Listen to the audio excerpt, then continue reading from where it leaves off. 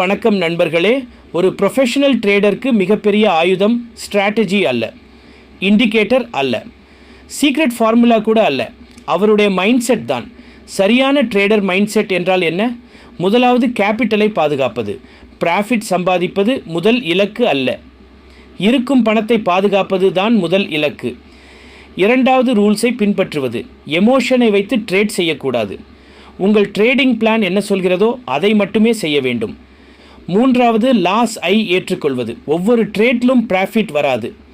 சிறிய லாஸ் ஐ ஏற்றுக்கொள்ளும் மனநிலைதான் பெரிய லாஸ் இலிருந்து உங்களை காப்பாற்றும். நான்காவது பொறுமை. நல்ல செட்டப் கிடைக்கும் வரை காத்திருங்கள். ஒவ்வொரு நிமிடமும் ட்ரேட் செய்ய வேண்டிய அவசியம் இல்லை. ஐந்தாவது டிசிப்ளின். ஒரு ப்ரொஃபஷனல் ட்ரேடர் மார்க்கெட்டை வெல்ல முயற்சிக்க மாட்டார், தன்னுடைய எமோஷனை வெல்ல முயற்சிப்பார். நினைவில் வைத்து கொள்ளுங்கள், ட்ரேடிங்கில் வெற்றி பெறுவது மார்க்கெட்டை ப்ரெடிக்ட் செய்வதால் அல்ல, உங்கள் மனதை கண்ட்ரோல் செய்வதால் தான். ப்ராஃபிட் என்பது ஒரு விளைவு மட்டுமே. சரியான மைண்ட் செட் மற்றும் டிசிப்ளின் தான் உண்மையான வெற்றிக்கான அடித்தளம். நன்றி.